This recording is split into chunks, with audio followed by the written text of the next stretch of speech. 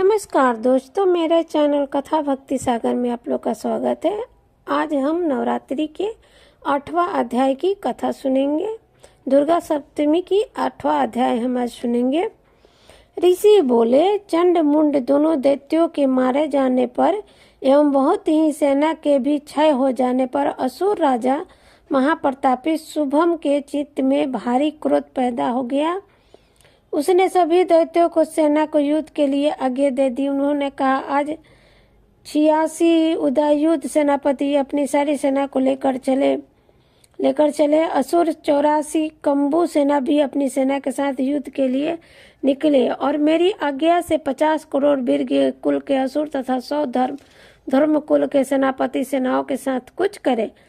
फिर मेरी आज्ञा से कालिक, मौर्य, दोहात, कालिके सभी असुर तैयार होकर शीघ्र प्रस्थान करे। भयंकर शासन करने वाले असुरराज शुभम ने इस प्रकार आज्ञा देकर स्वयं भी बहुत सारी सेनाओं के साथ प्रस्थान कर दिया। जब चंडिका ने देखा अब इस ओर भयानक सेना लेकर निशुंभ आ रहा है, तब उन्होंने अपने धनुष की टंकार करके पृथ्वी आकाश के मध्य भाग को गुंजा दिया। हे राजन, उस समय सिंह ने भी बड़ी भारी गर्जना की। फिर अंबिका जी ने घंटा बजाकर उस गर्जना को और भी बड़ा कर दिया। उस शब्द को सुनकर दैत्य सेनाओं ने आकर चारों ओर से देवी, सिंह और काली को क्रोध के साथ घेर लिया। इसी अवसर के मध्य में हे राजन, दैत्यों के नाश के लिए तथा देवताओं की वृद्धि के लिए अत्यंत बल एवं पराक्रम से सम्पन्न होकर ब्रह्मा, विष्णु, शिव, कार्तिक, स्वामी इंद्र आदि देवों की शक्तियां उन्हीं के शरीरों से निकलकर उन्हीं के रूपों से चंडिका के पास आ गई। जिस देवता का जो रूप जैसे भूषण तथा वाहन है, उन्हीं वस्तुओं से संपन्न होकर वह देवता शक्ति वही रूप धारण कर दैत्यों के साथ युद्ध करने आ गई। ब्रह्मा जी की शक्ति, जिसे ब्राह्मणी कहा जाता है, जो हंसों से जुते हुए विमान पर आरूढ़ थी, अक्षय सूत्र कमल कंड से सुशोभित थी, सब प्रथम उपस्थित हुई। महेश्वर की शक्ति विषम पर विराजमान सुंदर त्रिशूल धारण किए, महासर्पों के कंकड़ धारण किए, मस्तक पर चंद्र रेखा सुशोभित थी, वह मातेश्वरी शक्ति आई। कार्तिक स्वामी की शक्ति, हाथ में शक्ति लिए मोर पर असुर गृह रूपनी कौमारनी अंबिका शक्ति दैत्यों से युद्ध करने आई। वैसे ही विष्णु की शक्ति गरुड़ पर सवार होकर शंख, चक्र, गदा, सर्क एवं खग हाथ में लिए वहां वैष्णवी शक्ति आ गई। यज्ञ बाहर का विचित्र रूप धारण करने वाले विष्णु की वहां शक्ति वैसे ही शरीर धारण करने वहां आ गई। नृसिंह जी के समान शरीर को धारण किए, गर्दन के बालों को फटकारने से आकाश के तारों को बिखेरती हुई नरसिंहनी शक्ति वहां पहुंची।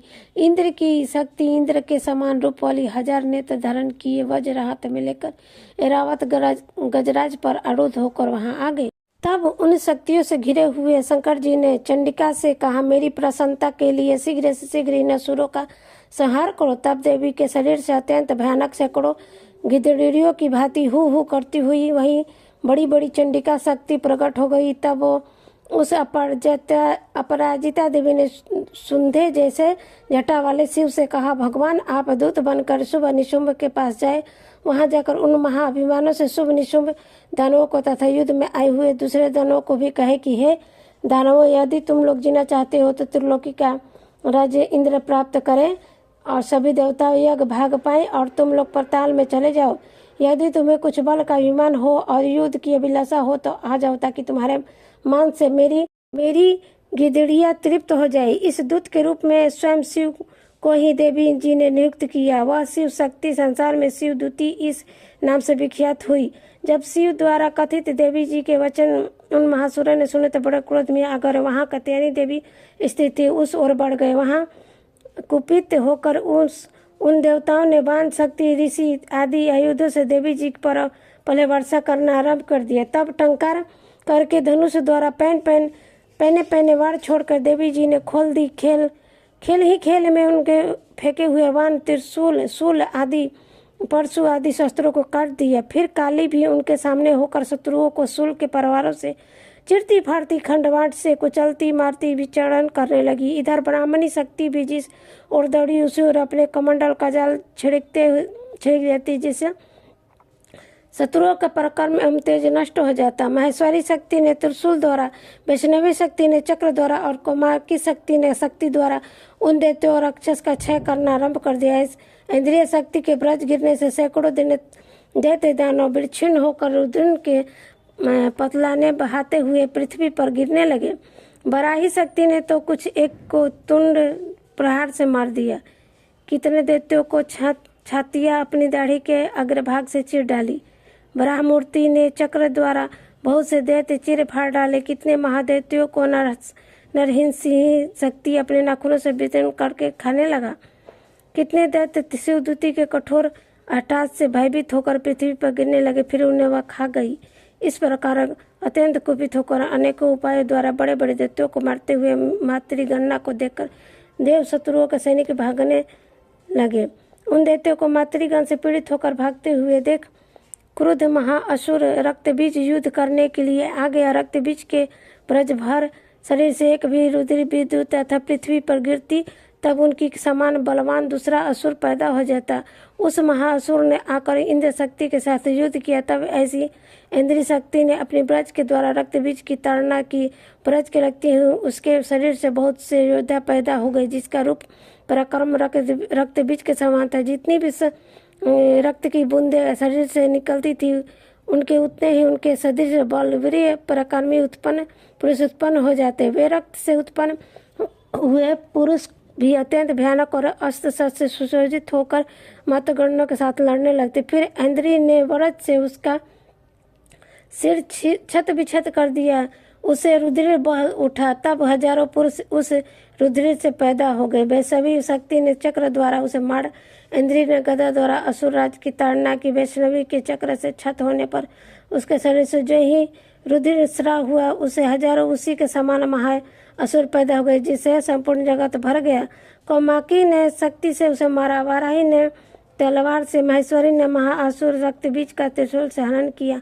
उन दैत्यों ने भी गदा द्वारा सभी मातृगणों को पृथक पृथक मारा। उस समय रक्तबीज बड़े क्रोध में समाविष्ट था। शक्ति शूल आदि असुरों से कई बार विच्छेद होकर उनके शरीर से रक्त प्रहार से पृथ्वी पर गिरते हुए सैकड़ों असुर उत्पन्न हो चुके थे। दैत्यों के रुधिर से उत्पन्न उन असुरों से सारा जगत व्याप्त हो गए। देवताओं को डराए उदास होकर तब शीघ्र ही चंडिका काली से कहा, चरमुंडी अपना मुख तुम अधिक विस्तार से फैला लो।